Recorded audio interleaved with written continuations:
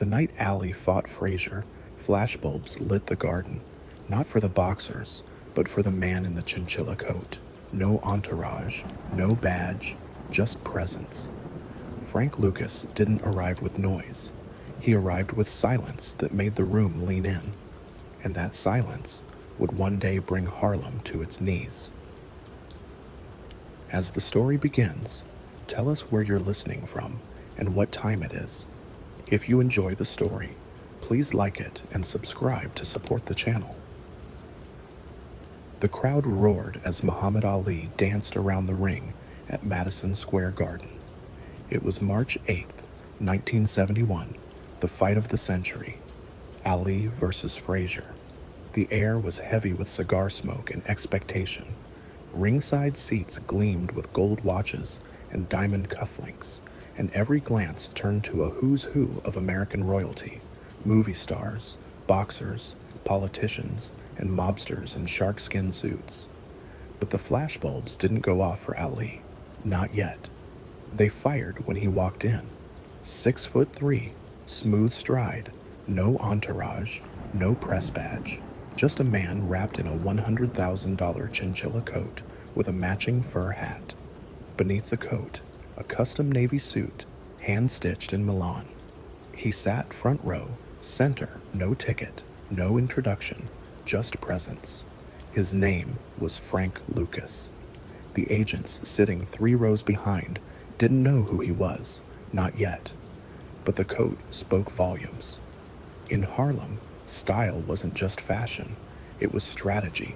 It was a message carved in fur and silk. I'm here, and I answer to no one.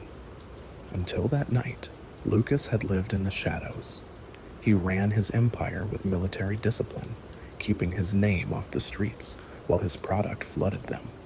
His heroin, branded Blue Magic, was the purest in the city, and no one could figure out how he did it.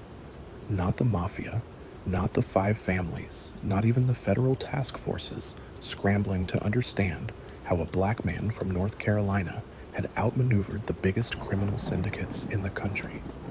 But the chinchilla coat changed everything. It was his first public mistake, a moment of vanity. His wife, Juliana, had gifted it to him, imported from Dapper Dan's private tailor.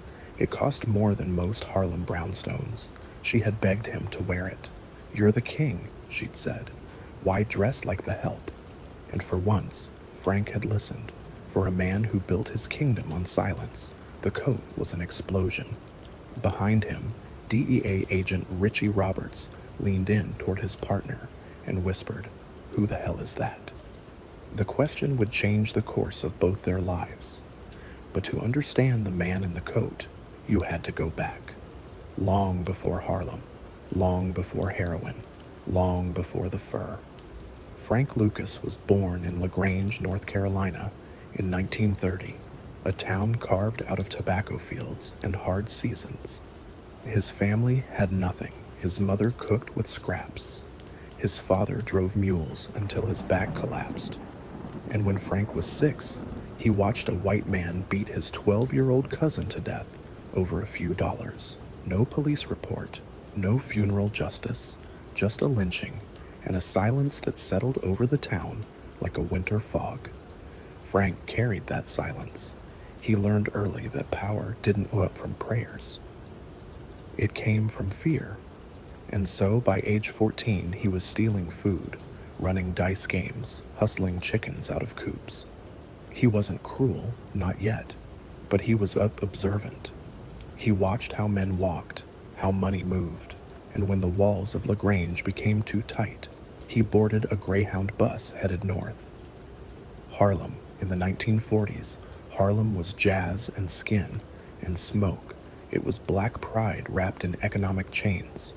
White landlords owned the buildings, white cops patrolled the blocks, and white heroin trickled down through Italian hands, watered down, stepped on, barely worth the vein. But Lucas wasn't looking to use, he was looking to rule. First came the petty jobs, then the introductions. One name kept echoing through the streets like a god beneath gospel, Bumpy Johnson, the Harlem Don. a man who read Shakespeare in jail and stabbed rivals in alleyways. Frank approached him not with arrogance, but with reverence.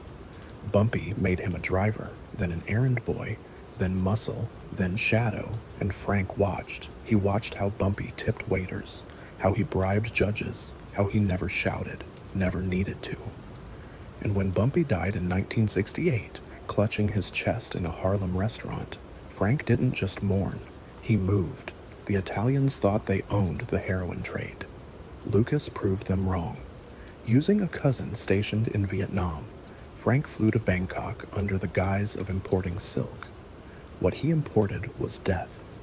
Through military planes, inside hidden compartments, under the camouflage of patriotism, he smuggled heroin at 98% purity. It was so potent that it had to be cut 5 times before it reached the street, and it was still stronger than anything in circulation. He called it Blue Magic. The name mattered. Like Coca-Cola, he believed in brand loyalty. Dealers were required to sell it under his name. No substitutions, no rebranding, no dilution. If they did, he cut them off. Or worse, the money poured in. In a single week, Frank could clear $300,000. He bought a mansion in Teaneck, New Jersey, a Cadillac Eldorado, a glass coffee table that cost more than a teacher's yearly salary. His wife owned mink in every shade. His children had gold inlaid baby shoes. But it wasn't the excess that drew eyes. It was the fact that none of it was public. He never smiled for the papers, never posed with politicians. He operated with military silence until the night of the fight. The chinchilla coat was supposed to be a moment of pride, a quiet nod to everything he'd built. But what Frank didn't understand, or refused to believe, was that America never allowed black kings to go unchallenged. Roberts and his team began digging. They ran plates, followed car rentals, cross-referenced customs flights to Southeast Asia. One name kept popping up. Lucas. No record of arrests, no photos on file, just whispers from street dealers, mentions in wiretaps and odd patterns. Men with no criminal records buying houses in Queens with cash, then vanishing. The feds knew they were looking at something big, but they didn't yet know how big. And Frank, for all his precision, had made a second mistake. He trusted his family. He brought them into the operation. Brothers, cousins, in-laws, some guarded the count room, others handled shipping, but blood is volatile, loyalty fades, and one leak can drown an empire. In Harlem, legends rise fast, but they fall faster. By 1973, the streets were catching fire. Overdose rates doubled, competitors turned desperate, and behind closed doors, the Mafia wanted blood. They'd been humiliated, outsold, outmaneuvered, and they knew who was behind it now. Frank Lucas, the man in the coat. At night, he'd sit in his study, sipping cognac, staring at blueprints of his operations. He knew the end was coming. He could feel it in the phone clicks, the cold eyes at his club, the way cops slowed when they drove past his mansion. He ordered the coat locked away, said it brought too much heat. Juliana cried, but Frank didn't explain. He never did, because in the end, he knew the truth. He had flown too close to the sun, and that coat, that single act of indulgence, had caught fire. It began in the red dirt of eastern North Carolina. Frank Lucas was born on September 9th, 1930, in LaGrange, a town no one talked about unless they had to. It wasn't a place of roads. It was a place of paths. Tobacco fields rolled for miles in every direction. Smoke from cook fires clung low in the air, and the only thing thinner than the soil was the hope.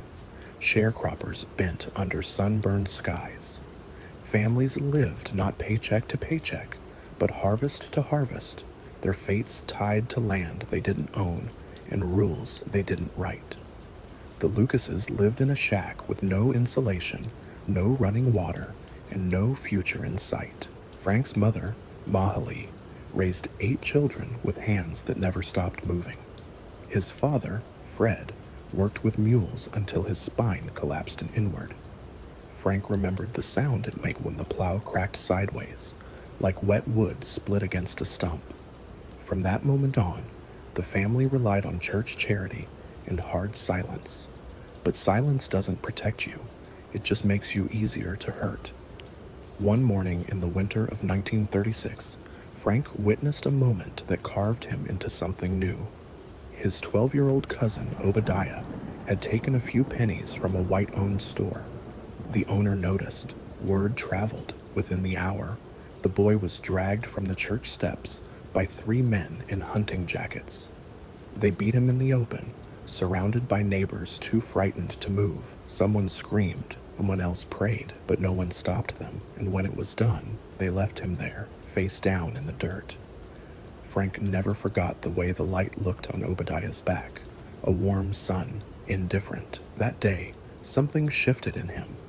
He stopped crying when hungry. He stopped asking questions. And by age 6, he was stealing.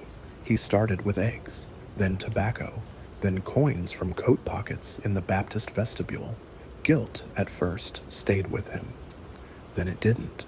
He didn't steal for thrill or rebellion. He stole because it worked.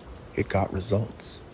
And in a town where rules didn't protect people like him, Frank began building his own code, wordless, private, forged in fear.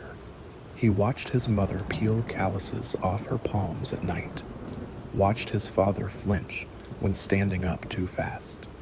He learned the ache of hunger and the insult of charity. He learned to look away when grown men cried. And he started to dream. His first dream wasn't power, it was escape.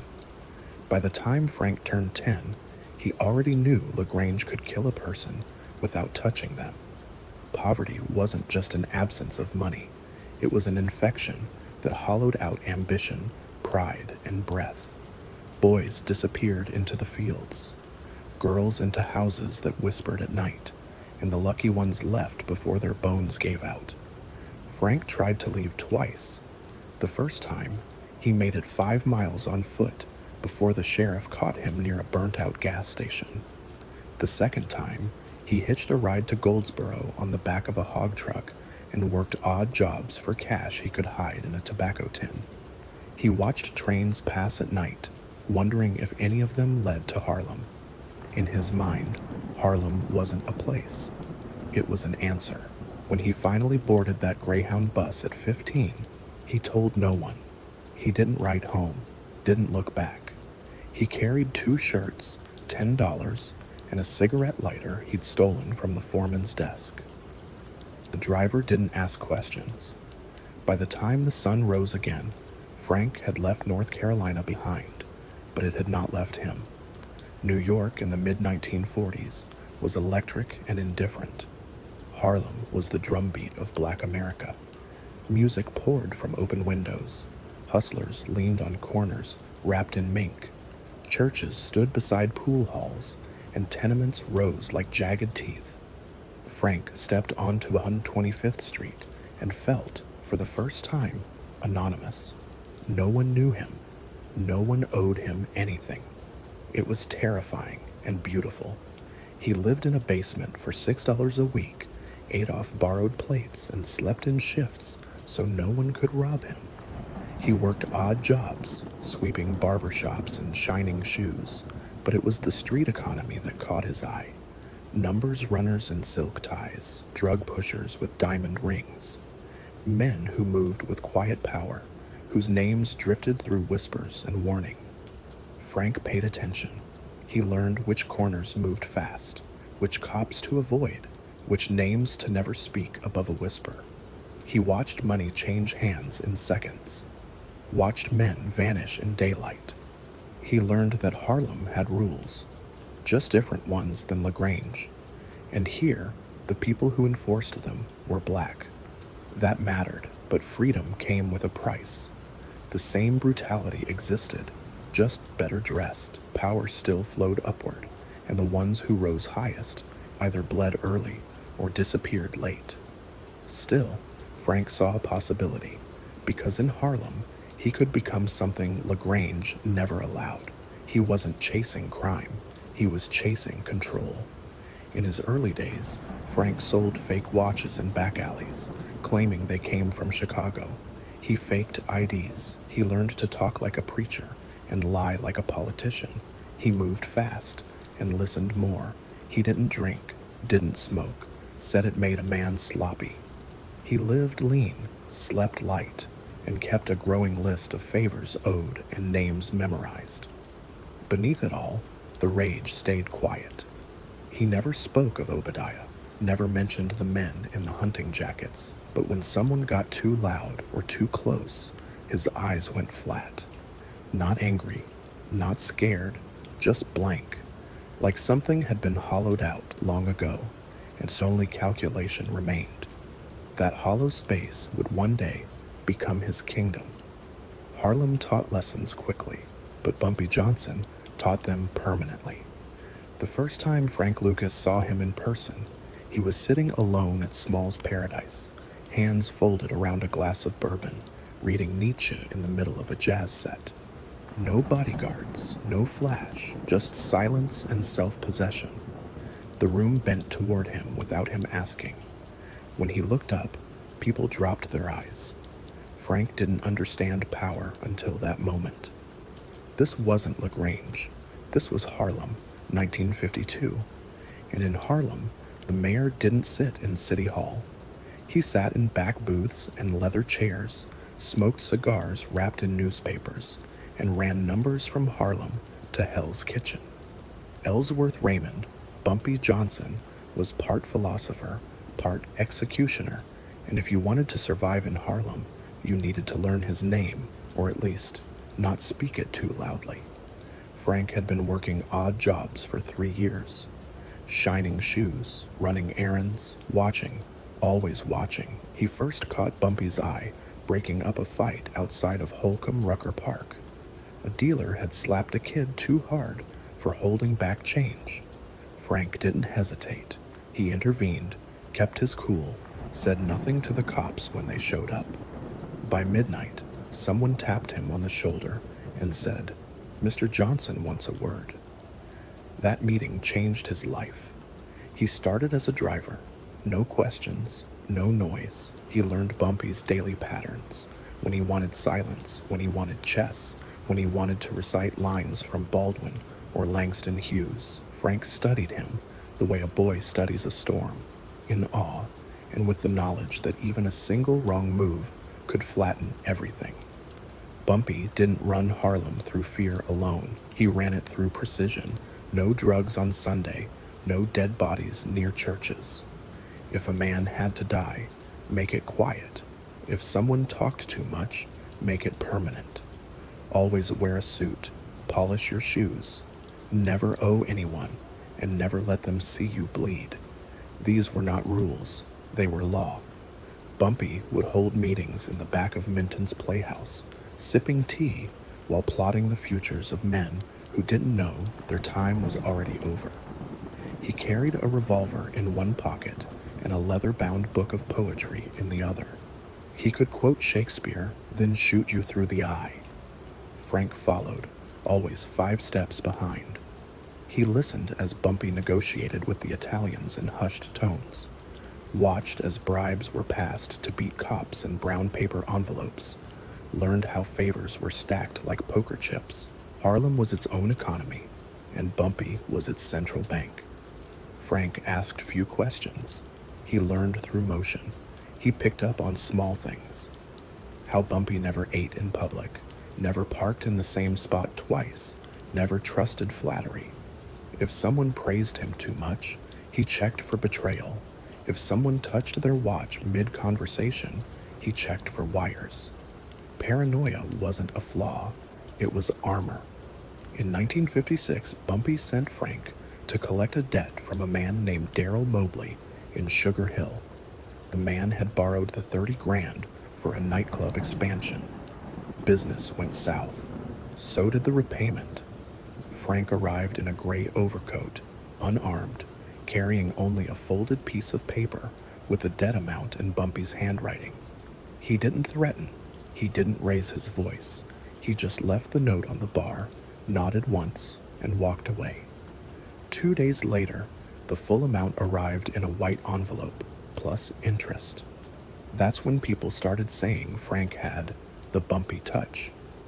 But Frank knew better. He wasn't bumpy. Not yet. Not ever, maybe. Bumpy could blend worlds, literary and lethal. Frank still had too much fire in him, but he kept watching. He saw the quiet generosity, the turkeys Bumpy handed out every Thanksgiving, the way he paid for a schoolboy's funeral when no one else could.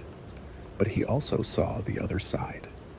The silence after a name disappeared. The open seat at the table no one dared mention again. Bumpy ruled with balance, power in one hand, grace in the other. Then came 1968. Frank was eating breakfast at the Colonial Diner when the call came. Bumpy had collapsed inside Wells' restaurant, his favorite spot, just a few blocks down. Massive heart attack. He was dead before the ambulance arrived. No warning, no final command. Harlem paused. For a moment, the entire neighborhood seemed to stop breathing. Men cried in suits, women prayed out loud. Dealers stood quietly in doorways, unsure if the storm was coming or already here. Harlem without Bumpy was like a church without a pulpit. Frank didn't say much. He never did. But something settled into him that day. He didn't just lose a mentor. He lost the only man he ever feared enough to obey. The funeral drew thousands. Limousines lined Lenox Avenue. People spoke in reverent tones, but behind the grieving, there was calculation. Every eye searched for the next king. Frank stood still. He remembered every lesson, every whispered warning, every glance from the man who taught him that violence is loud, but real power whispers. When the service ended and the suits faded into cars, Frank didn't go home. He walked the length of 125th Street with no coat, letting the wind hit him full. He passed storefronts, still half closed in mourning, watched boys run beneath neon signs that would soon belong to someone new. He knew Harlem would not stay empty for long, and neither would the throne. The map didn't have names, only mountains, rivers, and heat. Frank Lucas stood barefoot on the edge of a jungle clearing in northern Thailand. The air was thick with diesel fumes and the smell of boiled tar. Bamboo huts leaned like broken teeth against the horizon. To his left, an old man stirred a vat of bubbling liquid with a wooden paddle. To his right, a boy barely 13 held an M16. This was the Golden Triangle, where the borders of Laos, Burma, and Thailand boogered under the weight of war and the profits of poppy. It was 1969, and Frank Lucas had come to do what no black man from Harlem had ever done before: deal face to face with the source. He had no badge, no translator, no backup, only a satchel of U.S. currency and the name of a cousin stationed at a nearby airbase, Sergeant Leslie Ike Atkinson. It was Ike who had opened the first door, not out of loyalty, but calculation. He knew Frank wasn't just another hustler. He was methodical, quiet, dangerous in the way fire is dangerous when you forget it's burning. Back in New York, the heroin trade was an orchestra of corruption. The Mafia controlled the docks. The French connection refined the product. 5 middlemen took their cut before the drugs ever reached Harlem. By the time it hit the streets, it was powdery garbage, stepped on, diluted, sold at obscene prices to addicts too lost to care. Frank saw the inefficiency, the waste, the arrogance. He decided to burn the whole chain down. In the Triangle, purity wasn't just a percentage, it was a promise.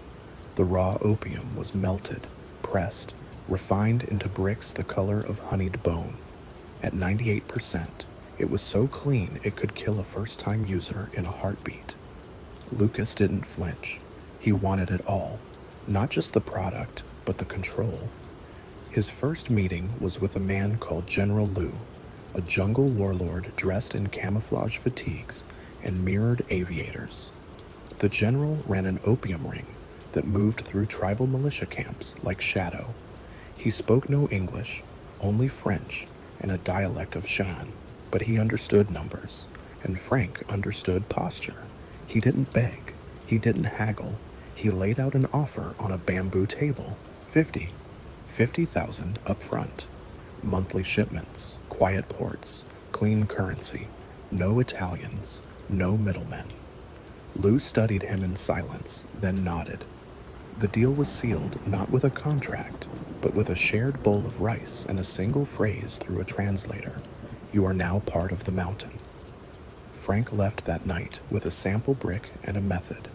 Now came the risk. The Vietnam War was a disaster of fog and confusion, but inside the chaos, Frank saw an opportunity. Bodies were being flown back to the U.S. in military coffins. Some sealed tight with zinc linings. It was Ike who suggested the logistics. Frank, ever the strategist, didn't flinch.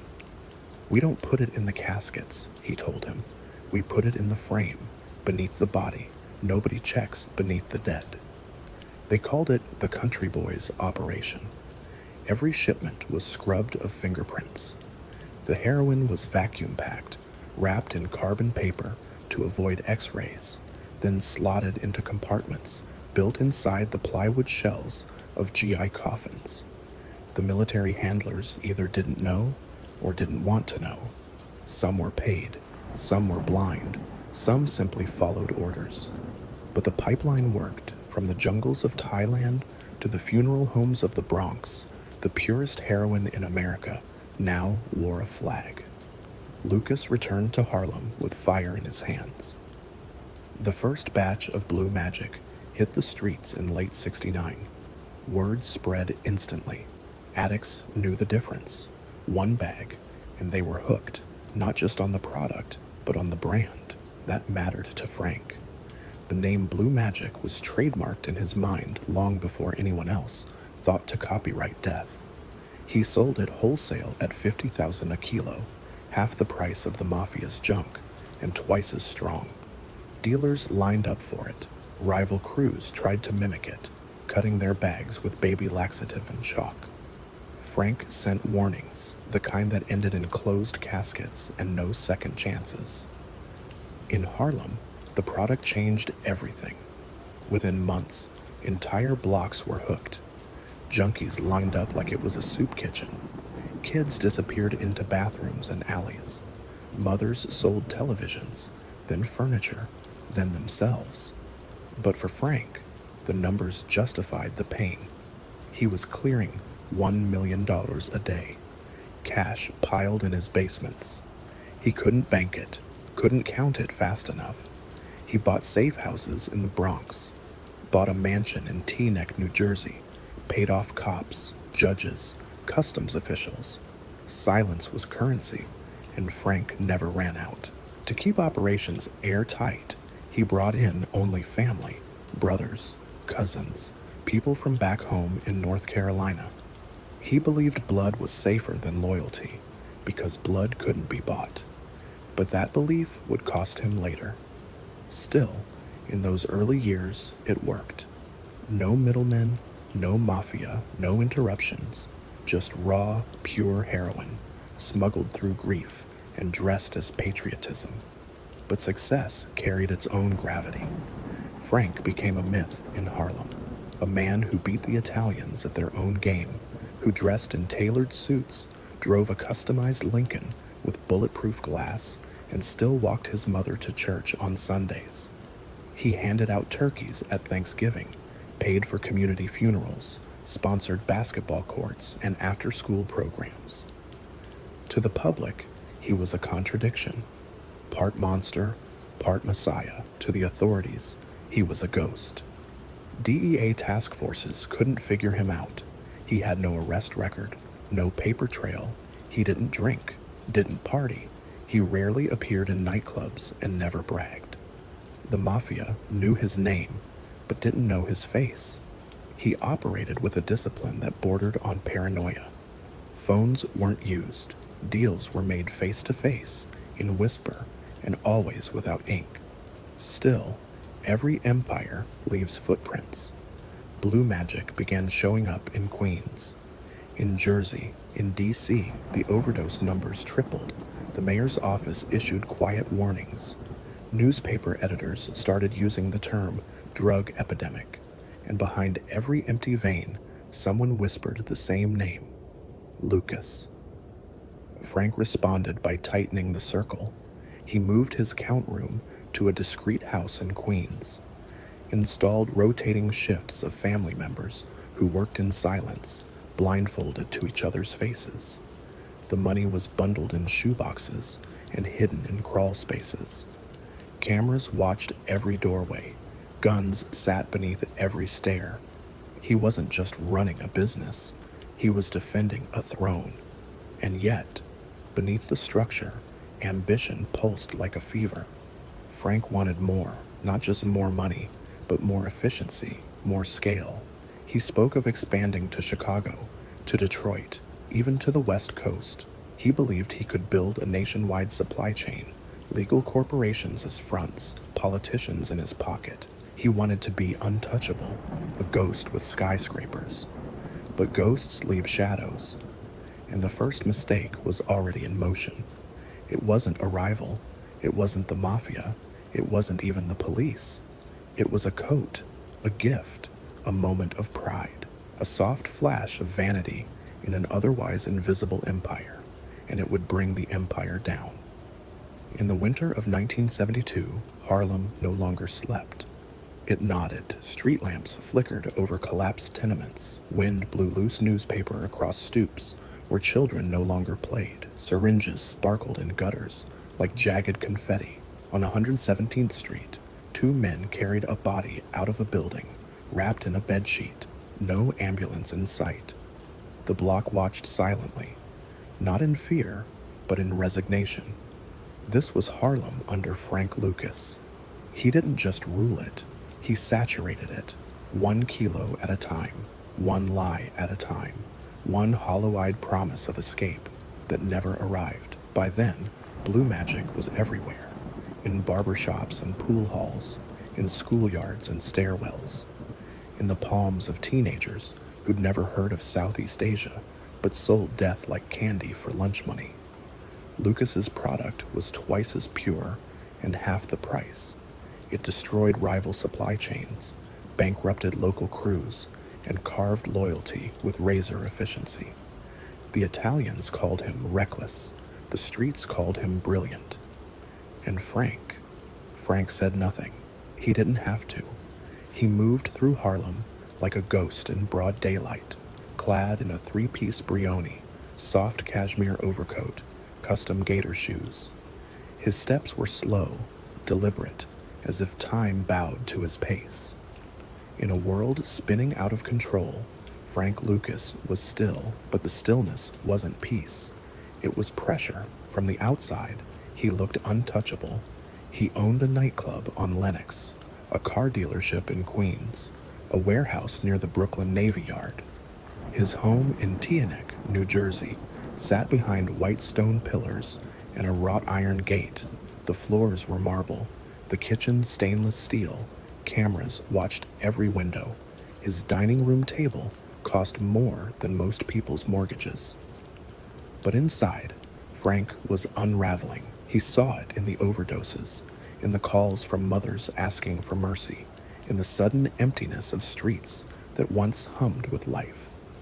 A few years earlier, junkies had been background noise. Now they were everywhere, slumped in doorways, crashing through detox clinics. Some couldn't speak, others couldn't blink. It was his product in their veins, and he knew it. Still, he told himself it was business, not morality, not personal.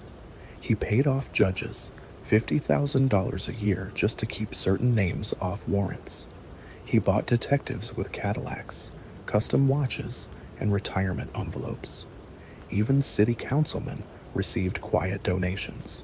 It wasn't corruption, it was insurance, the only kind that worked, but not all threats could be paid off. By spring, cracks began to show. Rivals, bloodied but not broken, circled back. Some whispered to the Mafia, others plotted in silence. Shootings increased, so did robberies. Dealers were targeted on street corners. Some survived, most didn't. Frank responded the only way he knew how, with order. He tightened the count room, changed drivers, replaced old crew with cousins from back home. He installed pressure sensors in his garage, concealed weapons in every drawer, and assigned shifts for his guards, each rotating every 6 hours. Nobody stayed on too long. Trust, he believed, was a luxury for amateurs. But trust wasn't his only fading resource. Sleep was too. Each night he walked the halls of his mansion alone.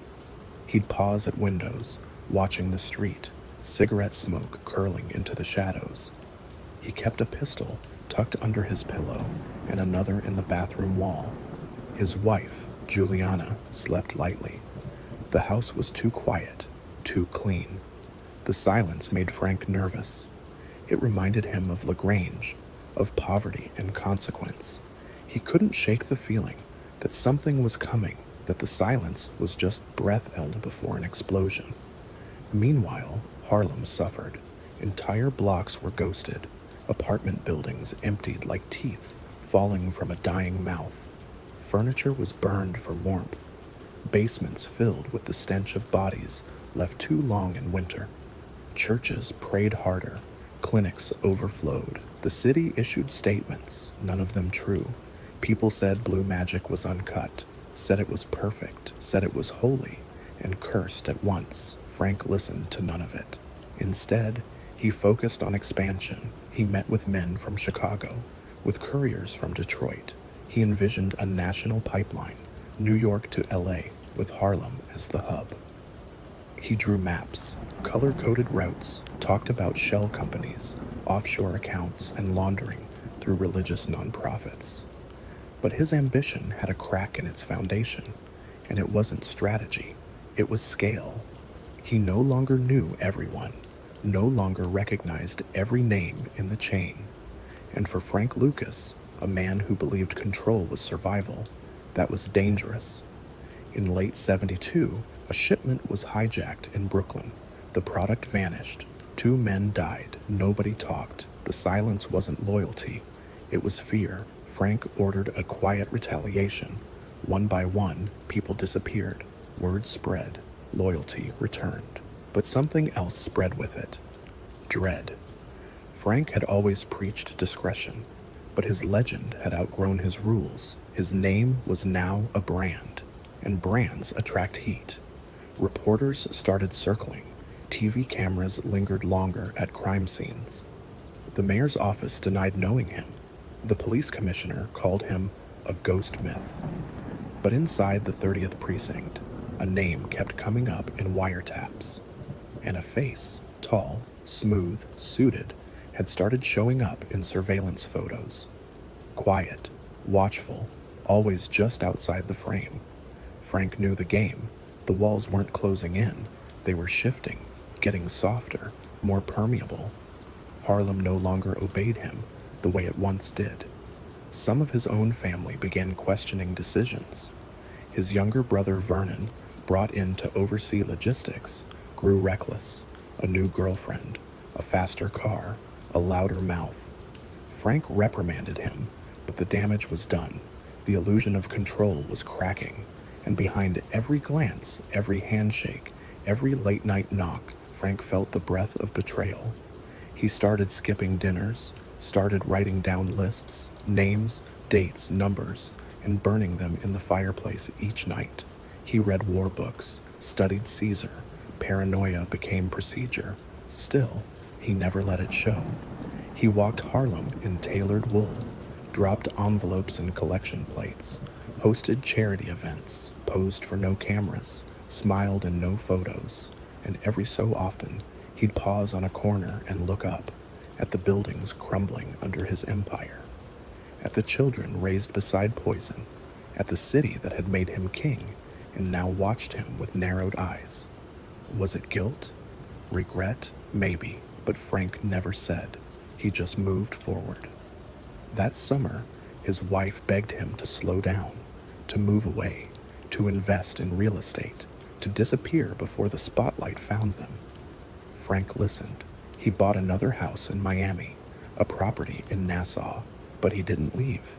Couldn't, because beneath all the money, the marble, and the illusion, Frank Lucas was still the boy from LaGrange, still the kid who watched a cousin die in the dirt, still the shadow learning silence from Bumpy Johnson, still the man who believed that control was everything and that power meant never letting go, even when letting go was the only way to survive. On a quiet cul-de-sac in Teaneck, New Jersey, the house looked ordinary. A 2-story colonial, white with green shutters, a manicured lawn, double garage, a flag hung from the porch. Neighbors waved. No sirens ever came. And the people who passed it never imagined they were walking by the financial heart of one of the most powerful heroin empires in American history. But inside 3197 Palisade Avenue, Frank Lucas had built something different. Not a home, not a hideout, a machine. Frank didn't run his operation like a street corner hustle. He ran it like a corporation, precise, clean, brutal in its efficiency. There were no turf wars on the lawn, no screaming addicts in the driveway. What lived inside that house was control. In the basement, behind a false wall and 3 layers of security, was the count room, dimly lit, quiet, no music, no talking, only the sound of bills being sorted, stacked, and rubber banded. His workers, all family, sat at folding tables with gloves and surgical masks, not for protection from the money, but to prevent leaving prints. Most were women, cousins, sisters-in-law, nieces, people Frank trusted more than any outside crew. Each bundle was wrapped in units of 100,000 and sealed inside shoeboxes. The boxes were stacked neatly inside the walls, behind drywall, beneath floorboards, hidden in crawl spaces and air vents. Every inch of the house had been measured, scanned, calculated. Nothing was random. Upstairs, his wife Juliana folded laundry while armed guards watched the windows. In the kitchen, his youngest son ate breakfast beneath a ceiling vent filled with motion sensors. Even playtime was secured. Frank believed in systems. The house ran on a 24-hour rotation. Guards changed every 6 hours. Vehicles were swapped out weekly. The security camera feeds were monitored from a locked room with a 7-inch black and white screen that never blinked. No weapons were allowed inside. No heroin, no samples, not even residue. Frank's rule was unbreakable. The house was not a stash spot, not a trap. It was the brain. The rest of the body could bleed, but the brain had to stay untouched. To most, it looked paranoid. To Frank, it was procedure. He had spent years studying other kingpins, watching how they fell. Junk in the trunk, wiretaps in the club, paper trails, loose lips, so he built his world to be wordless. No phones in the count room, no ledgers. If numbers were discussed, they were written in chalk on a blackboard and erased immediately after. He trained his crew like Marines. Eye contact, nods, code words. If someone said linen, it meant the basement was compromised. Baking meant a package was inbound. Sunday meant an unexpected visitor. He had a language of silence, but even silence has seams. By 1973, the walls of the mansion were holding more than money. They held tension, fear, and Frank's growing doubt. It started small. A cousin named Emmett had asked to take his girl out in Frank's Cadillac. When Frank said no, Emmett pushed back, not loud, but visible. A year earlier, that would have been unthinkable. Then there was the missing $10,000. Not much, given the scale. But it wasn't about the amount. It was about the fracture. Someone had skimmed. Frank didn't punish him. He removed him, quietly. No threat, no warning, just gone. That was how he worked. But the problem wasn't Emmett. It was the pattern. For the first time, Frank was managing people who feared the money more than they feared him. Family brought loyalty, but it also brought fatigue, weak links, emotion. He had built his empire on bloodlines, but now the blood was getting thin. Outside the mansion, the world was changing. The DEA had grown teeth, wiretaps, surveillance vans, undercover units embedded in funeral homes, shipping docks, customs offices, and one name they hadn't understood before, kept coming up: Frank Lucas. He had been a ghost, untouchable, but ghosts, by nature, leave no prints. Frank had made his first visible impression the night of the Ali Frazier fight, with the infamous chinchilla coat. Since then, his image had been circulating, not publicly, but within manila folders on government desks. Agents began tailing his drivers, recording coded conversations from payphones, watching patterns. His cousin Ike Atkinson, the Vietnam connection, had already drawn attention from military intelligence. Customs flagged suspicious coffin shipments. One package was intercepted and quietly logged. The investigation hadn't gone public yet, but it was growing, like mold beneath the floorboards, and the mold was creeping toward Teaneck. Frank didn't panic, not yet, but the signs were there. One afternoon, a plain black van sat across the street for 2 hours. Different plates, same model. 2 days later, the same van reappeared, with one man in the driver's seat, pretending to read a newspaper. Frank didn't confront it. He shifted tactics. He moved half the count to another property in Queens, a brown brick duplex owned under a dummy corporation. There, he created a second count room. Same rules, same security, different faces. He told no one except Juliana and one trusted cousin. But duplication meant risk. Every copy is a vulnerability. Frank knew that. Still, he calculated it was safer than putting all his money in one place.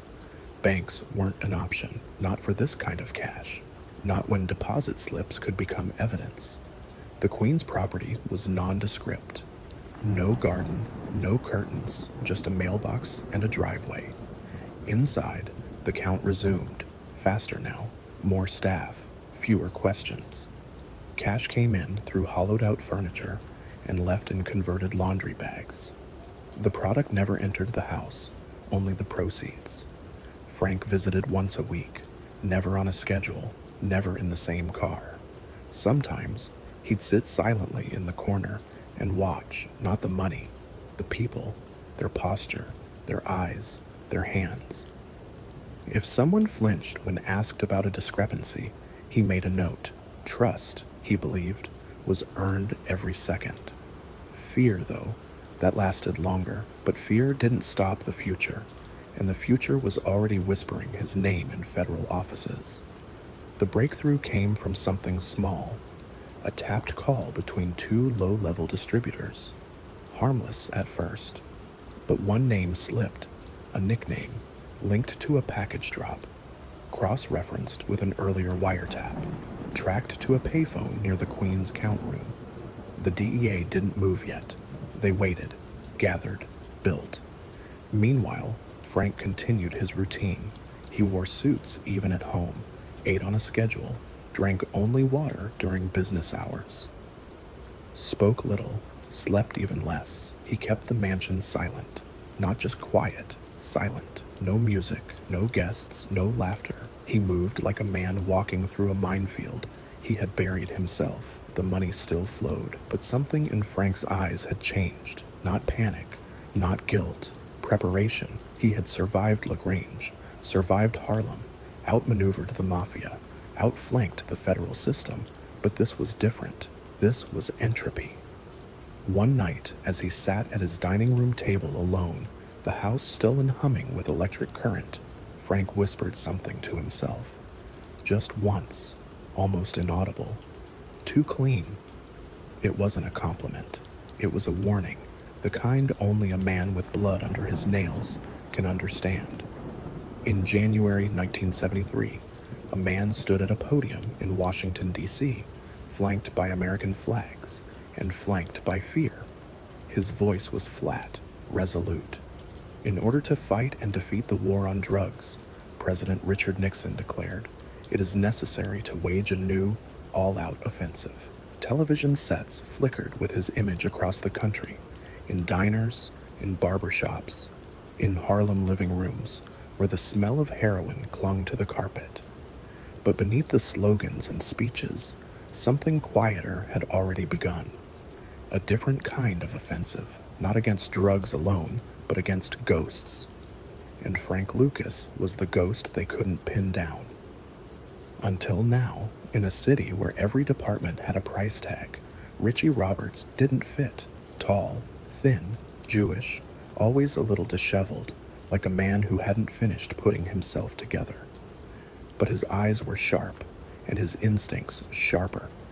He worked for the Essex County Prosecutor's Office in New Jersey, but his sights had drifted across the river to a name that kept floating through surveillance tapes like smoke. Lucas, no first name, no arrest record, no photos, just whispers in wiretaps. Mentions from busted dealers who spoke the name with reverence or fear. Some said he ran Harlem, others said he didn't exist. But Roberts didn't believe in legends, only in leads. And Frank Lucas had just become his white whale. The DEA had been reshaped under Nixon's war. More agents, more resources, more jurisdiction. But what they didn't have was clarity. The heroin flooding into New York didn't follow normal routes. It bypassed Mafia middlemen. It arrived quietly, unbranded, untraceable. And yet, on the streets, one brand reigned supreme: Blue Magic. Roberts, meticulous by nature, started a file. He charted seizures, locations, packaging, purity levels, overdose clusters. A pattern emerged. The source wasn't fragmented. It was centralized, disciplined. He requested surveillance logs from customs, dug into military cargo manifests. What he found startled even seasoned agents. Shipments entering JFK and Newark from Saigon, always routed through similar channels, always flagged for human remains or diplomatic clearance. It didn't make sense until someone mentioned coffins. The theory was absurd, blasphemous even, that heroin was being smuggled inside the coffins of dead American soldiers. But Roberts didn't flinch. He traced the logistics backwards: military flights from Vietnam, shipping facilities near Bangkok, funeral homes in New York suddenly flush with cash. A whisper about a man named Ike Atkinson, a former Army sergeant with rumored ties to Southeast Asia and a cousin in Harlem. Frank Lucas, still a name, still a shadow. But now, Roberts had an angle, and he knew where to start. Stakeouts began in spring 1973. Black sedans parked 2 blocks from Frank's Teaneck mansion, their drivers sipping stale coffee and pretending to read. Helicopters hovered too high to be noticed. Phone booths were tapped, trash cans examined. Every step Lucas took outside his home was noted. Times, routes, companions. But Frank wasn't careless, not outwardly. He walked alone, shopped in quiet neighborhoods, never used a phone. His inner circle remained tight, composed of family and blood-sworn loyalty. To the agents watching, it was maddening. They needed a voice, a wire, a moment, and they got one. It happened on a Wednesday, just after noon. A low-level distributor, one of Frank's outer circle couriers, was picked up on a routine stop. No drugs in the car, but he was nervous, too nervous. Roberts played him slow, offered protection, mentioned names, and finally, the courier broke. He didn't know Frank personally, had never met him, but he'd delivered envelopes, cash, heard the name in reverent tones, said the man had rules, said everyone obeyed. He mentioned the Queen's Count House. That was enough. Roberts assembled a task force, 10 men, no leaks, no press. They called it Operation Bayonet. The objective wasn't just to arrest Frank Lucas. It was to dismantle everything he'd built, every shell company, every safe house, every distributor. The goal was not just conviction, it was erasure. They began tapping the Queen's location. It was slow at first, voices low, conversations coded, but cracks appeared. One cousin, a woman in her late 20s, left the house late one night and spoke to her boyfriend on a public phone. She mentioned a bag, the soft one. She mentioned count day. The agents listened. Each tape brought them closer, but it wasn't enough. They needed the blueprint. Roberts decided to go further, all the way to Vietnam. He flew out in August, undercover, tapped old Army contacts, dug into procurement logs, met quietly with local customs officers. What he found confirmed the nightmare. Military coffins, the zinc-framed ones, were sometimes arriving stateside heavier than documented. Inspection protocols were lax. Clerks were bribed. No paperwork ever flagged. The operation was real, and the name at the end of every whisper? Lucas. When Roberts returned, the mood had shifted. Frank was still walking Harlem in quiet grace, still tipping waiters in silence, still handing out turkeys on Thanksgiving, but the net was tightening, and some people could smell it. One associate disappeared to Miami. Another was found dead in Newark. Frank said nothing, but his guards changed. His routes shifted. His eyes, once calm, now scanned each room twice. And then, the break. A federal tap on a Queens payphone picked up a phrase, a man talking about sending 3 back home in the usual boxes. It wasn't proof, but it was close. Roberts pushed for warrants. October 1973. Frank sat in his T-neck living room, reading a newspaper, when he paused on a headline. Federal crackdown expands as Nixon's war deepens. He smiled, thinly, then folded the paper. He'd been hearing things, whispers, cops asking questions, vans idling too long, but he wasn't panicking, not yet, because he believed in silence, in loyalty, in structure. What he didn't know, what no king ever sees until it's too late, was that the revolution had already begun. And this time, the ghosts had names. Thanksgiving morning, 1975. The air in Teaneck, New Jersey, hung still, crisp and cold, the trees half naked, lawns brushed with frost. Families across the neighborhood basted turkeys, flipped channels between the Macy's parade and the early kickoff. On Palisade Avenue, children chased leaves. A few doors down from them, federal agents gripped their rifles tight, hearts pounding beneath bulletproof vests, waiting for a signal. Inside the white colonial home at 397 Palisade, Frank Lucas stood at the kitchen counter in a robe and slippers, pouring hot coffee into a porcelain cup. He'd slept, but not deeply. Juliana was upstairs dressing the kids for dinner. Frank had promised to carve the turkey at 3. The house smelled like cloves and roasted butter. Gospel music played low from the record player in the next room. Everything looked calm, but calm was a lie. By 6:45 a.m., the house was surrounded. The battering ram struck first, steel against wood, a thunder that shattered the quiet like a gunshot. Splinters flew, boots crashed through the front door. Dozens of agents flooded the foyer like water breaching a levee. Federal agents, down, hands where we can see them.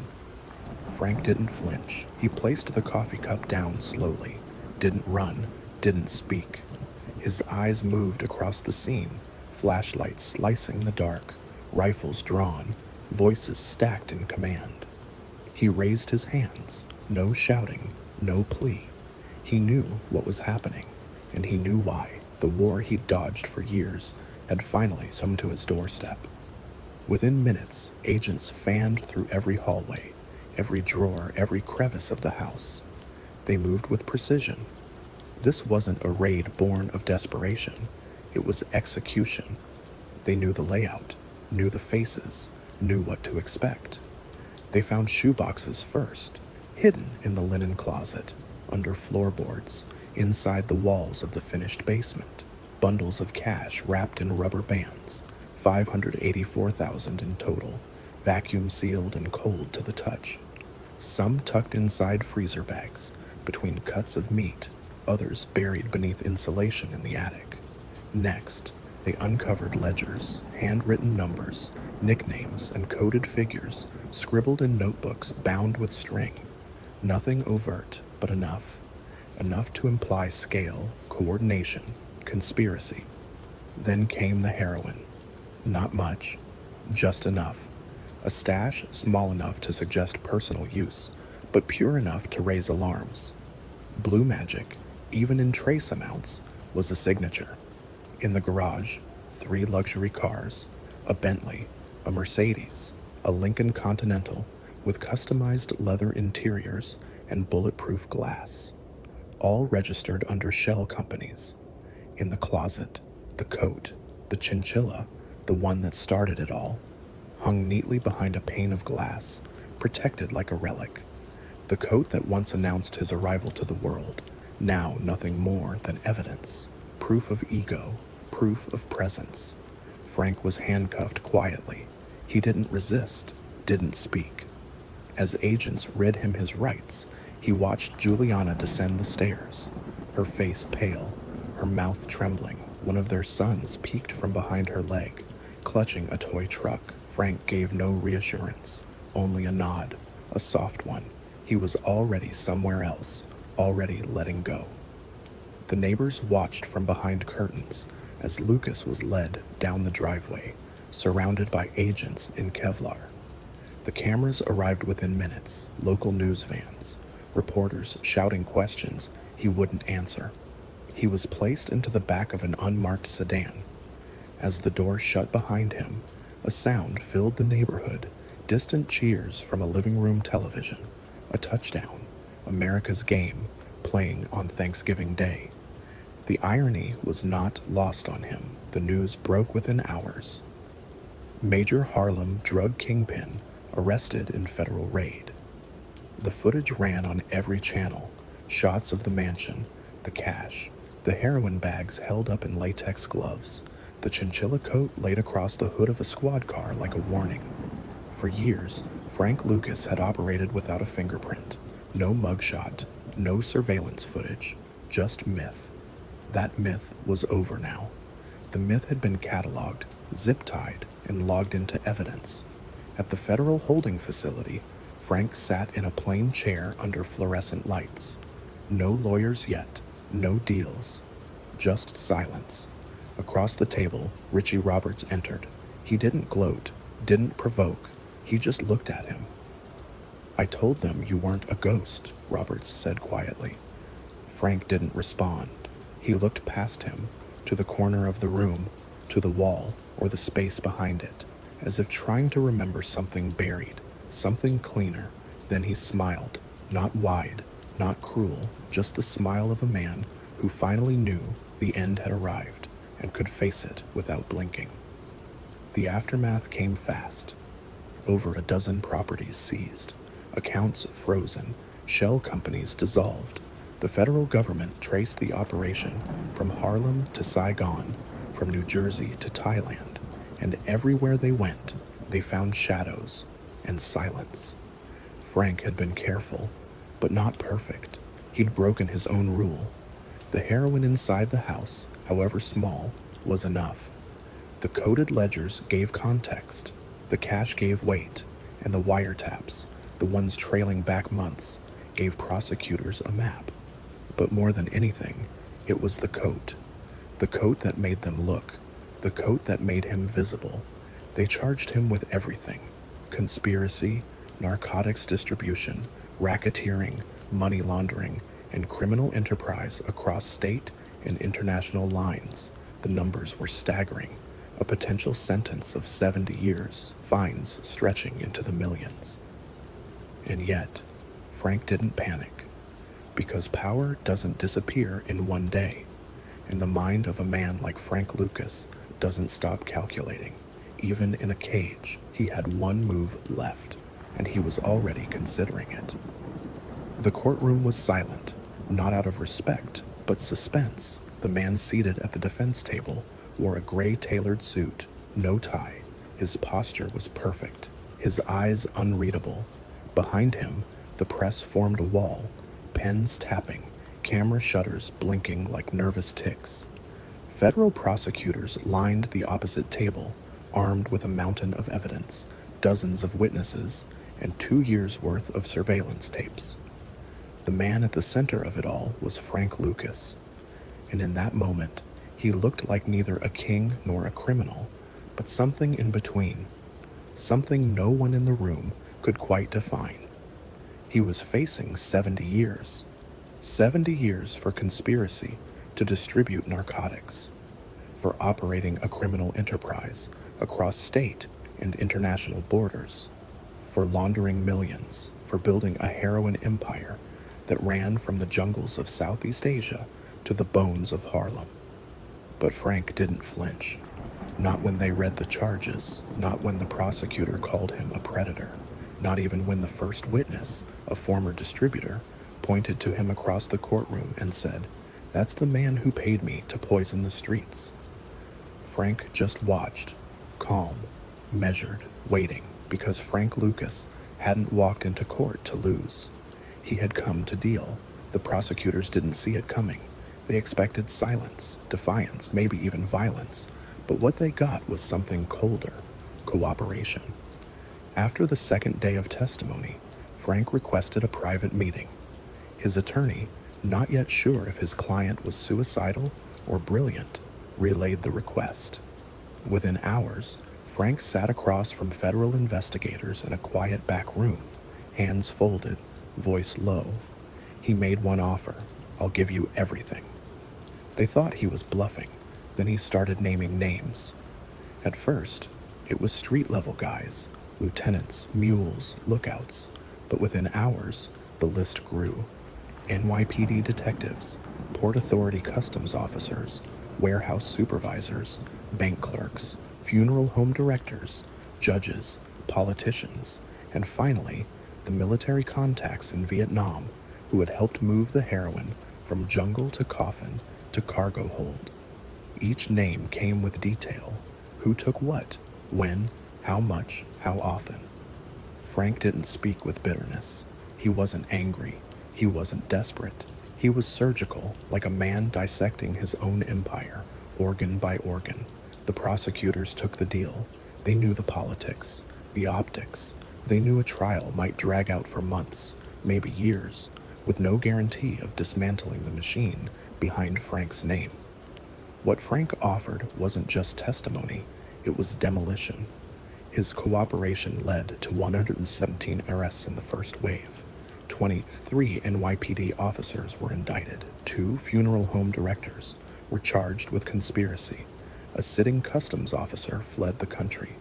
One sergeant, once considered untouchable, collapsed in tears as he was led from the courtroom in cuffs.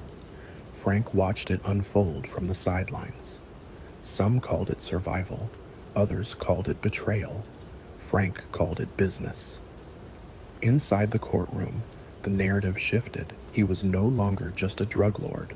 He was now a witness, a resource, a liability to the system that had once helped him thrive. The jury, mostly white, mostly middle-aged, stared at him like he was an alien. A man who had sold death, then unwrapped his empire like a confession box. Frank testified without theatrics. No raised voice, no tears. He spoke like a man reading minutes from a board meeting. Yes, he'd flown to Bangkok. Yes, he'd bought heroin directly from jungle producers. Yes, he'd smuggled it inside military coffins. Yes, he'd paid cops. About 30 grand a month in favors, he said. Yes, he'd built a business, but he insisted it was never personal. I treated it like a company, he said. Like IBM, I ran it clean. The jury didn't know what to do with that. Outside, Harlem seethed. On corners, the word traveled fast. Frank flipped. The same man who'd ruled the streets with silence now had a voice, and it was speaking to the feds. To some, it was unforgivable. The code, once sacred, was broken. Rats weren't redeemed, no matter what they knew, no matter who they took down. But others, especially mothers, teachers, pastors, said something different. They said maybe, finally, the bleeding would stop. Maybe the machine would break. Maybe the next boy wouldn't disappear into a needle. Frank didn't listen to either camp. He didn't care. The sentencing came 6 months later. Frank Lucas, once the invisible king of Harlem, once the face of blue magic, once the ghost in every wiretap, stood before the judge and heard the number aloud. 70 years. But with his cooperation on record, the real time served would be less. Much less. He was sent to a federal penitentiary in Marion, Illinois. Not minimum security, but not the cage he'd expected either. Inside, he kept to himself. No trouble, no alliances. He read books on corporate strategy, studied case law, wrote letters in perfect block lettering, watched the walls, always aware of the stairs. Some inmates respected him, others hated him, but no one touched him. Because even behind bars, Frank Lucas carried weight. He served 5 years, not 70, not life. 5. By 1981, he walked out of prison under protective supervision. No fur coat, no fanfare, no empire. Just a man in a cheap suit, staring at a world that had changed without him. The streets were different. The players, younger. The rules, louder. The heroin had changed, so had the cops. But the ghosts, they were still there. Harlem still remembered, and it still divided itself around his name. To some, he was a traitor. To others, a genius. But to Frank Lucas, he was simply a survivor. And somewhere in the silence, the echo of a man who once ruled Harlem and then traded his kingdom for the last card he had left. Truth. The coat was gone. The house seized. The shoeboxes of money had long since been opened, counted, logged, and locked behind federal doors. And Frank Lucas, once the king of Harlem, once a myth no cop could trace, was now a name without a face. After the courtroom lights faded and the headlines dried up, the U.S. Marshals gave him a new name, a new home, and a promise: silence for survival. Witness protection. He was moved under cover of night. No suitcase, no entourage, just a duffel bag and a worn manila folder that said, "Asset, confidential." They didn't tell him where they were going, didn't ask what he wanted. The van drove for hours. Lucas stared out the window as farmland slipped by. This wasn't Harlem. This wasn't war. This was exile. The government settled him in a brick apartment outside Springfield, Missouri. It had 2 bedrooms, yellowed blinds, and a refrigerator that hummed too loud. The furniture was second-hand. The neighbors worked in retail, kept to themselves. They didn't ask who he was, and he didn't offer. Frank Lucas, the man who had once moved more heroin than the Mafia, now stood in line at a local supermarket with frozen dinners and dollar bread. No cash bundles, no bodyguards, no chinchilla, just silence. He took a job under a fake name, briefly. Warehouse work, lifting boxes. His back ached. His knees cracked. He wasn't built for this world. Not anymore. Juliana didn't last. The glamour was gone. The risk remained. Their marriage dissolved under the weight of everything that couldn't be spoken aloud. She moved to Florida with the children. Frank stayed alone. Letters from prison came from his brother, Vernon, once his right-hand man, now serving a 30-year sentence in a federal penitentiary. The tone changed over time. First anger, then grief, then nothing at all. His family had been the backbone of his empire. Now they were scattered, imprisoned, or ashamed. Frank didn't blame them. Years passed like pages without ink. No one in Springfield knew the history, that he had once outmaneuvered the Mafia, that his product had drowned Harlem, that his name had been whispered by police commissioners and cartel bosses alike. He became a ghost, a man wandering through parking lots, folding receipts into his wallet with trembling fingers. He watched the news in the evenings. Nixon gone. Reagan now on TV promising new wars. More drugs, more jails. Frank chuckled once at the irony. He knew how it would end. In 1984, after 5 years in witness protection, he petitioned for release from the program, said he was tired of hiding, said he wanted to go home. They warned him, back in New York, the streets hadn't forgotten. Betrayal doesn't get pardoned, especially not in the underworld. But Frank insisted he had lived as a ghost long enough, and so he returned. But Harlem had changed. The blocks he once walked like a king were now policed by strangers. The corners belonged to new names: young, loud, chaotic. The code he had lived by, loyalty, discipline, silence, had been buried beneath crack cocaine and automatic weapons. He walked down 125th Street and wasn't recognized. The barbershops no longer paused when he entered. The whispers were gone. Even the fear had faded. He was just an old man in a used coat, invisible again. Frank tried to rebuild. He reached out to old contacts, most gone, dead, or locked away. He visited old haunts, but the memories hit like echoes. He sat at a diner booth once reserved for him and ate alone. No nods, no respect, just cold eggs and the sound of a city that had outgrown its king. Then, one mistake. In 1986, Lucas was arrested again, this time for arranging a heroin deal with an undercover officer. The amount was small, barely street level, but the message was clear. He hadn't learned, or perhaps more truthfully, he hadn't let go. The judge looked at his record, the history, the betrayals, the myth, and sentenced him to 7 years. He served every day, no protection this time, no leverage, just iron bars and cement floors. In prison, Frank aged quickly.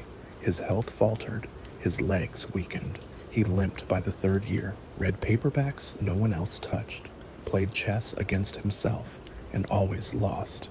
But he didn't complain. He had already lived 1,000 lives more than most men are allowed. When he was released in 1991, he was 61 years old. The world was sharper, faster, less forgiving. Harlem was louder, colder, more surveilled. The ghosts had multiplied. Frank found a modest apartment in Newark, lived on a fixed income, attended church, spoke rarely about the past. Occasionally, reporters tracked him down, curious about the old legend. He'd give an interview, measured, controlled. They always asked if he regretted it. He never answered directly, only said, "It was business, that's all." One night, walking back from a corner store, he paused outside a Harlem church where he'd once donated thousands in silence. The windows were different now, the choir gone. The sign outside read, "No loitering, police enforced." He stood there for a long time, then turned around and walked away. It began with a phone call, the kind Frank Lucas no longer expected. It was 2006. He was 76 years old, moving slower, sitting longer, breathing harder. His world had shrunk to a Newark apartment with plastic-covered furniture, a rotary phone, and a television that still had knobs. The money was gone. The empire was a ghost. Most people thought he was dead, but the voice on the line was from Hollywood, a producer, a project, a movie. They were making a film, not just about heroin, not just about Harlem, but about him, Frank Lucas, the name they'd buried under years of court documents, sealed indictments, and whispers. Suddenly, it was back in lights, Universal Pictures, a $100 million budget, Ridley Scott in the director's chair, Denzel Washington as Frank Lucas. Frank, who had once traded in anonymity like currency, now found himself in front of cameras again, older, slower, but still sharp. He smiled thinly at reporters, shook hands with production staff, and quietly reminded everyone that he used to be the man. Not a man. The man. The studio flew him to set. They dressed Denzel in wide-lapelled suits and silk ties, reconstructed his T-neck mansion on a soundstage, reimagined his count room, his nightclub, even the famous chinchilla coat. The story, they said, was inspired by truth, not beholden to it. Frank understood that. He didn't mind the changes. What mattered was that the world remembered. When American Gangster premiered in 2007, the effect was instant. It wasn't just a movie, it was resurrection. Audiences lined up to see the fall of an invisible king. Reviewers called it Shakespearean, operatic, the return of the gangster epic. Denzel's performance earned award nominations. Jay-Z released an album inspired by the story. Magazine covers hailed Lucas as the real-life Tony Montana. Frank watched it unfold with quiet satisfaction. For years, he had been erased, dismissed, labeled a snitch, a liar, a cautionary tale. Now he was something else, a myth. But myths, by nature, are contested.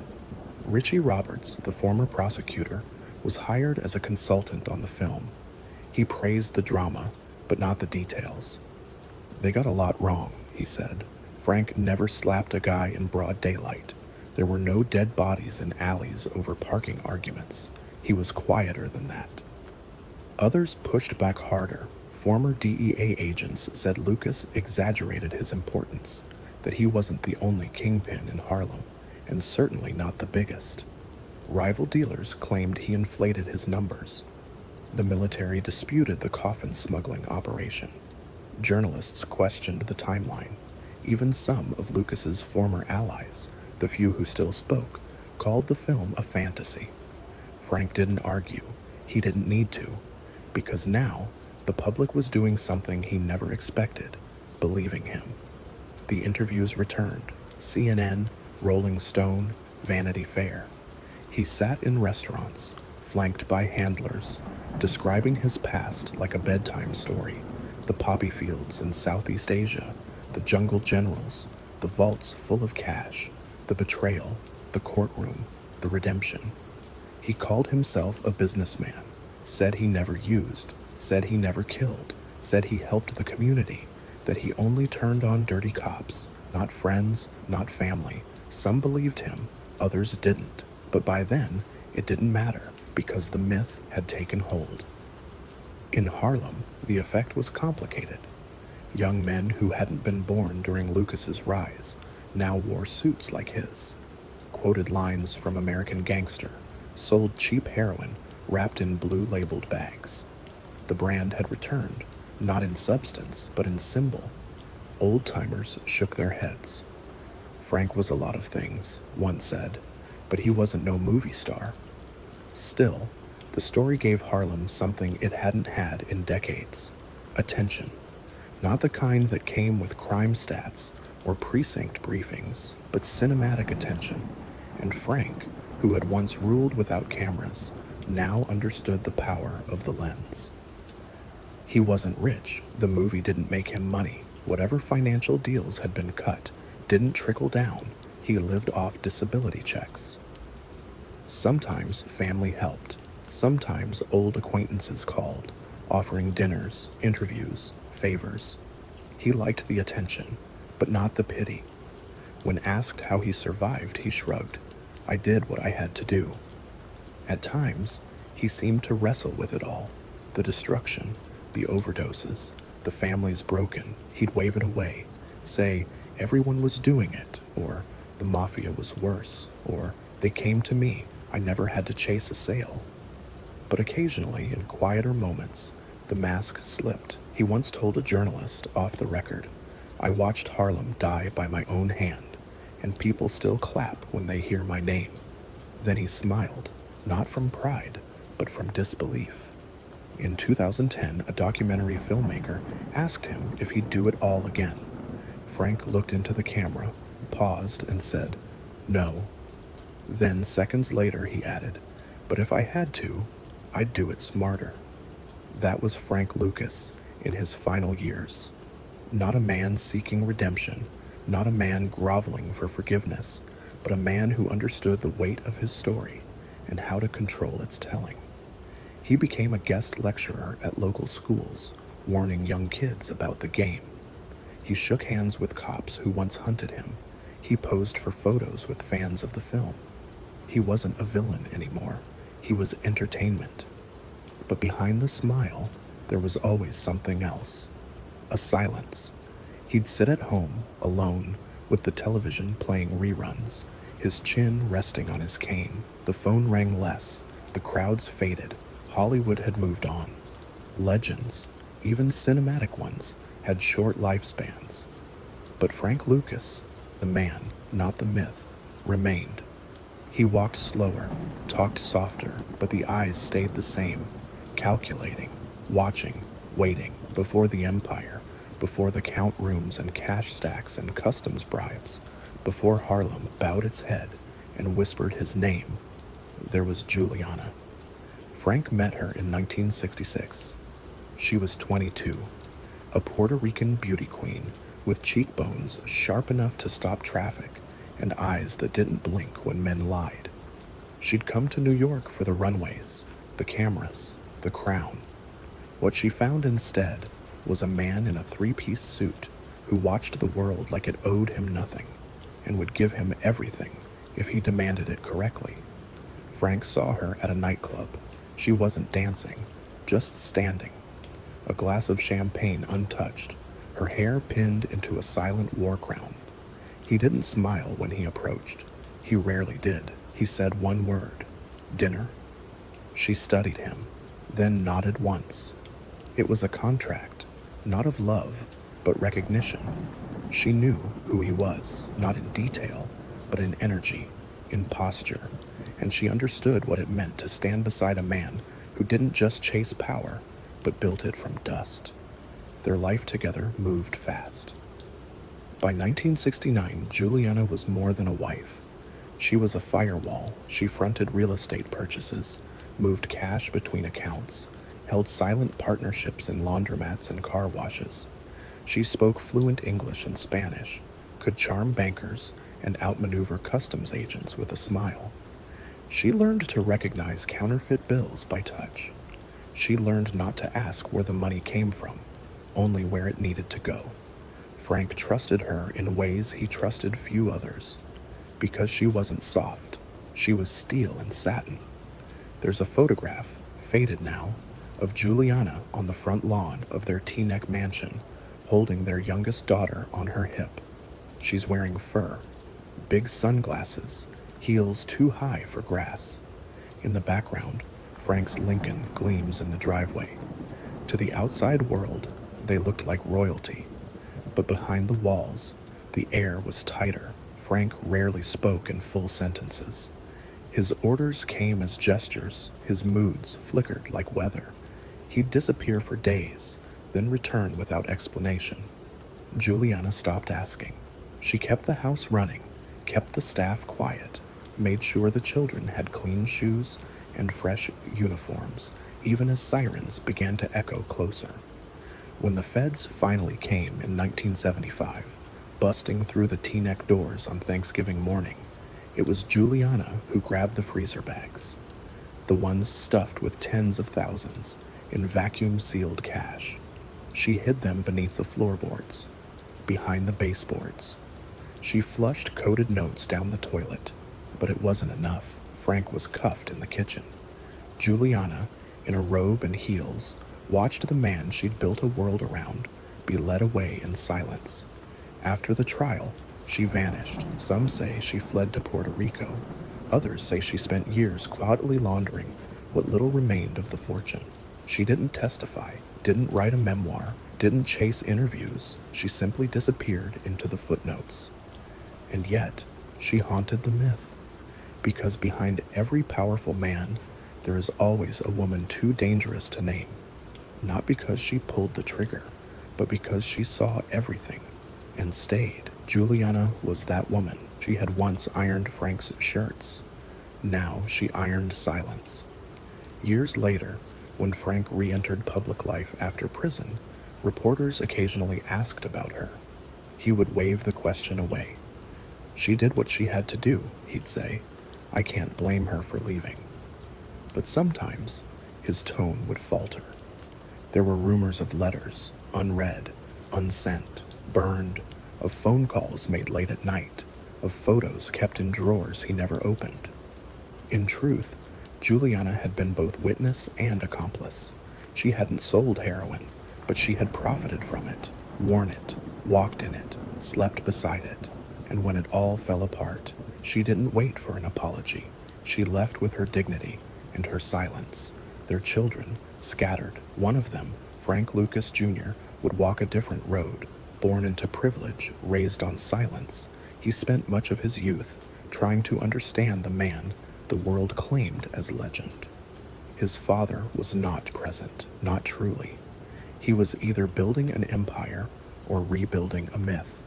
And so Frank Jr. learned about his father not through memory, but through media. The newspapers, the court transcripts, American Gangster. Imagine learning your lineage through cinema, watching your father played by Denzel Washington, a man who spoke with power, held Harlem in his palm, and yet, behind it all, left only wreckage. Frank Jr. would later speak openly about the weight of the name. He said it was like carrying a shadow, something you never chose but could never escape. He tried music, then community work, gave talks at schools, spoke about redemption, about myth and man, about what it means to grow up with a surname that once flooded the streets in white powder and grief. He said his father loved him, but didn't know how to show it, said the empire took too much, left too little, and that what his mother endured wasn't weakness, but war. By the 2000s, Frank Lucas was no longer feared. He was photographed in diners, greeted at street festivals. Younger men called him OG. Some asked for advice. Others asked for stories. But few asked about Juliana, because she had vanished from the narrative, like so many women in crime lore. Beautiful, loyal, silent, then gone. But make no mistake, without her, the kingdom wouldn't have stood as long as it did. She was the hidden architect, the one who pressed the shirts, paid the bills, hid the secrets, and when it all collapsed, she didn't demand a crown. She walked away from it. The mansion in Teaneck, New Jersey had 40 rooms, marble floors, crystal chandeliers, a private tennis court, a heated indoor pool no one used. Frank Lucas lived there like a king, but he slept like a hunted man. Each night, before bed, he walked the halls alone, barefoot, silent, pistol in hand. He checked every lock, every curtain, every hallway mirror. Once, he tore apart a kitchen wall because he believed someone had installed a listening device behind the dishwasher. There was nothing there. Still, he ordered it replaced, not because he was crazy, but because paranoia was survival.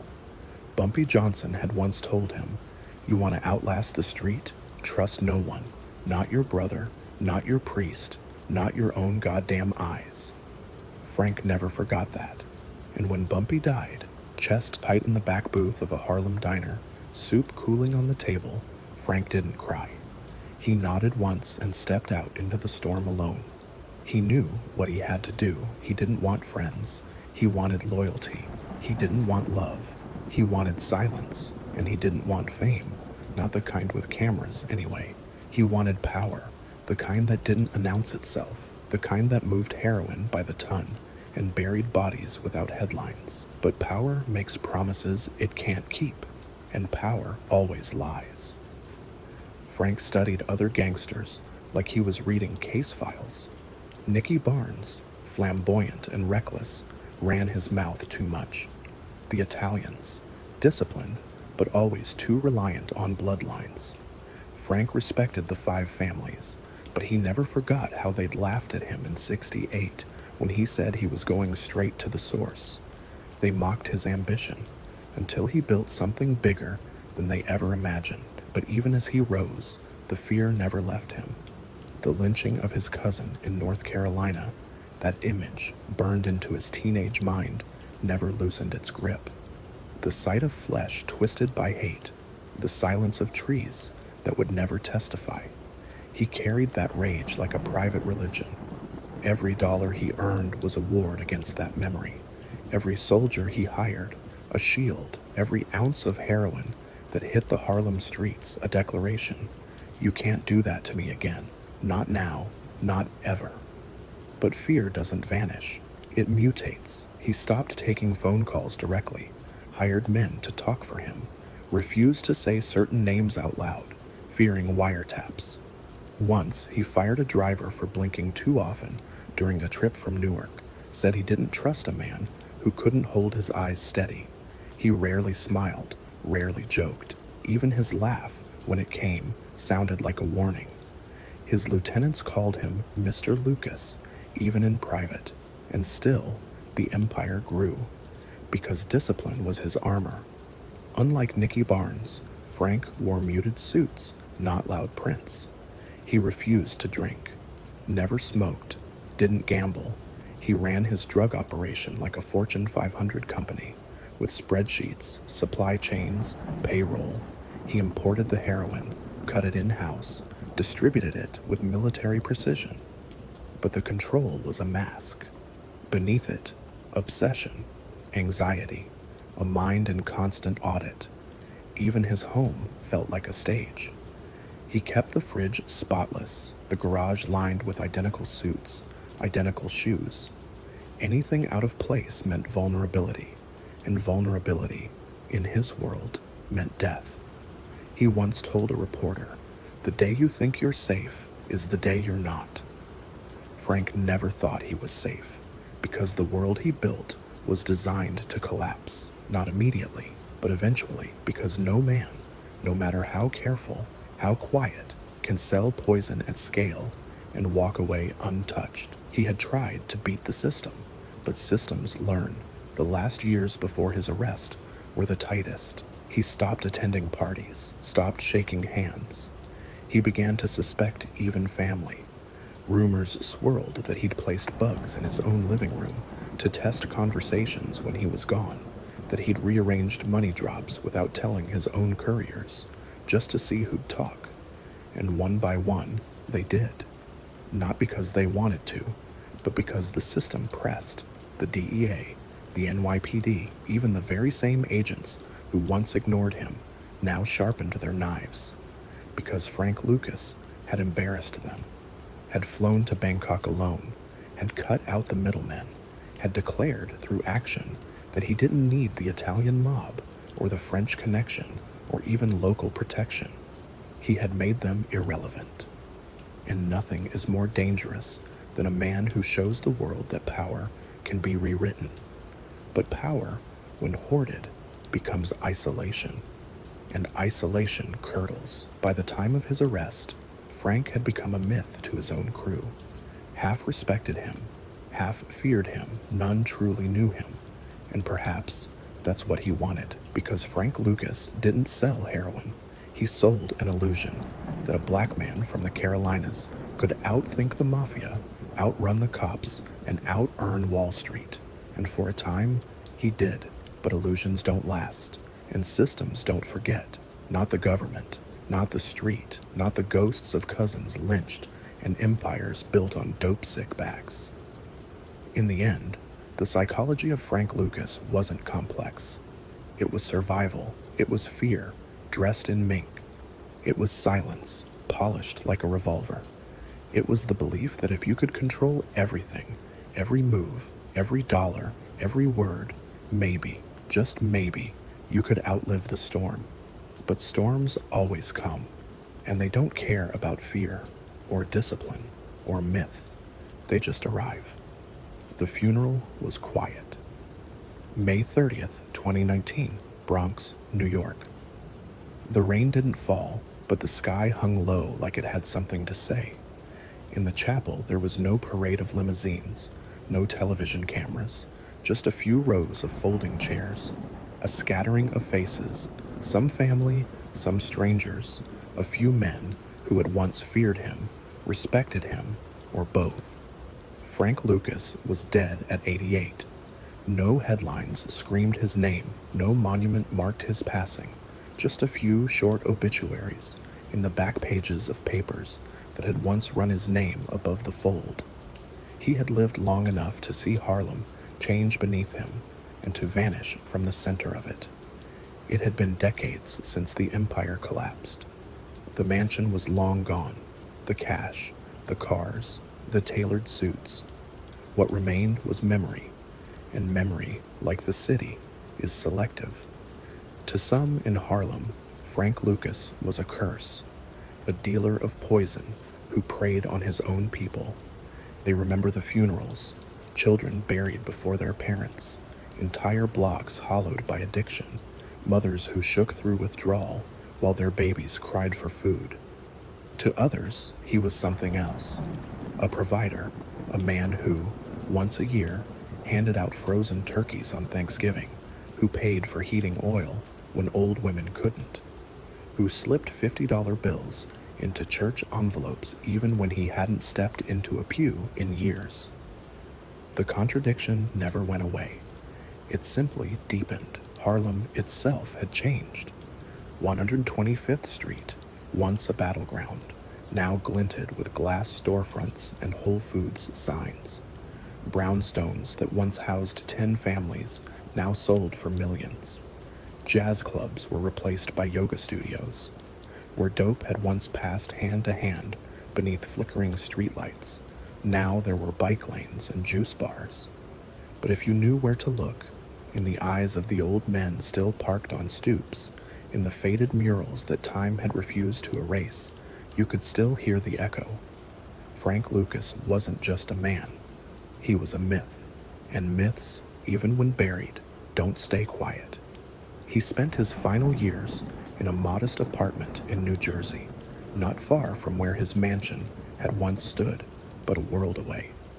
The man who once counted millions in rubber-banded stacks now lived off Social Security and sparse royalty checks from films that couldn't decide whether to crown him or crucify him. American Gangster had painted him as both hero and villain. Denzel Washington's performance turned Frank into legend, but also into contradiction. Lucas himself gave interviews, smiled on red carpets, admitted, then denied, then revised his past depending on the hour and the interviewer. Cops who chased him said he exaggerated. Dealers who feared him said he downplayed. Even Frank Lucas Jr., his own son, said the truth was buried somewhere between fact and performance, because Frank had never told a straight story in his life. Not because he couldn't, but because he didn't see the point. To him, the narrative was the power. In one of his final interviews, Frank was asked what he thought of Harlem now. He looked out the window as if the city could still be seen from where he sat. Everything changes, he said, but the hunger, that stays, always. That hunger had driven him from LaGrange, North Carolina, to the throne of Harlem's underworld. It had filled the cracks left by poverty, by racism, by the murder of his cousin, by the death of Bumpy Johnson. It had burned hotter than fear and outlasted prison bars. But it hadn't saved him, because power, real power, is never permanent. It borrows your body, your mind, your soul, and then it takes back everything. His death wasn't dramatic. There was no bullet, no betrayal, no final gasp in a penthouse suite. He died of natural causes, a broken body, a worn heart. But death, in his case, wasn't the end. It was the final test. Because what do we make of men like Frank Lucas when they're no longer here to defend or distort themselves? What do we do with the legend? Some say he poisoned Harlem. Others say he fed it. Some say he betrayed the code. Others say he rewrote it. But all agree on one thing. He changed the game. He didn't just move heroin. He moved the conversation. He exposed the cracks in the system, showed the world that corruption wasn't a one-way street, that law and crime often drank from the same glass, just on different sides of the table. He didn't do it to make a statement. He did it to survive. But in surviving, he revealed the architecture of power. And power, once revealed, can't be unseen. His story is still told in Harlem. Not loudly, not often, but it lingers. Barbershop chairs lean back, and someone will mutter, "You remember Lucas?" And someone else will reply, "Man had ice in his veins, built it from nothing." And still another, "Yeah, but he brought hell with him." That is his legacy. Not redemption, not damnation, but memory. A shadow cast across a neighborhood that has been erased and rebuilt and erased again.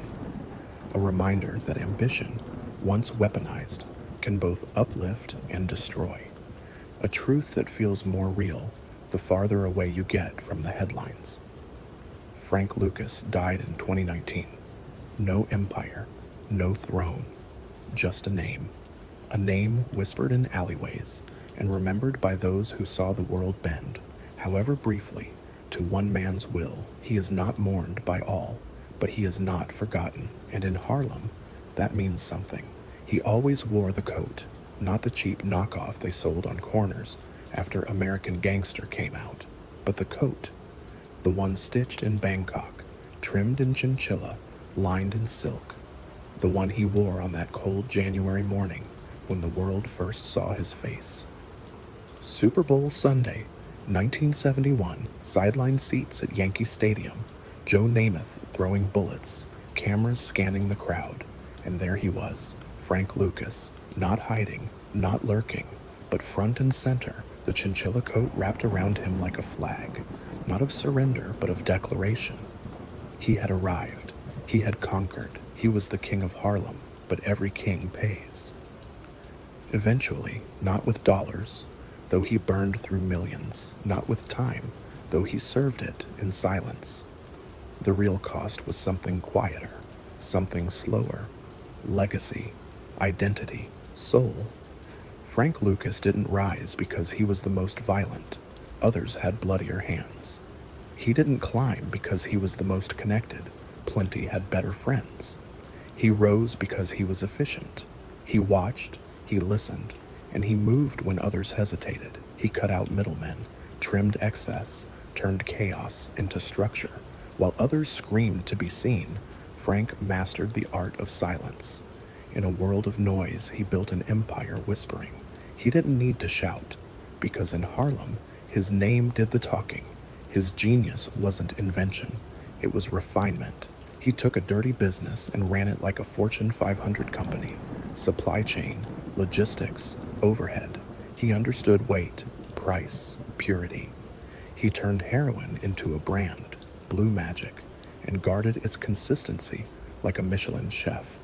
He had lieutenants, couriers, accountants, even quality control.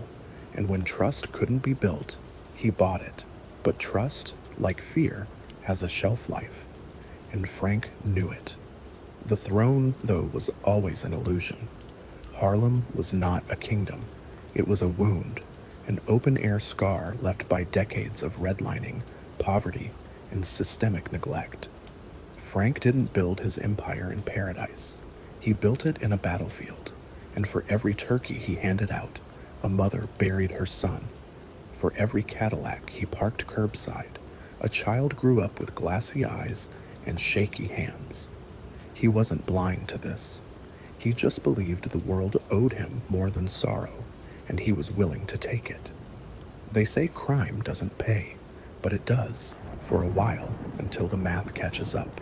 The money adds, the bodies add, the lies add, and then something breaks. Sometimes it's the crew, sometimes it's the cops, sometimes it's the empire, but usually it's the man at the top. Frank Lucas once said, "The loudest one in the room is the weakest one in the room." But the quiet ones, too, fall, not because they're reckless, but because the system waits, patient, smiling, unmoved. He tried to cheat it, thought discipline would save him, thought strategy would shield him. But systems don't forgive, they endure, and so he fell, not with a scream, but with a whisper, one indictment, one betrayal, one cell.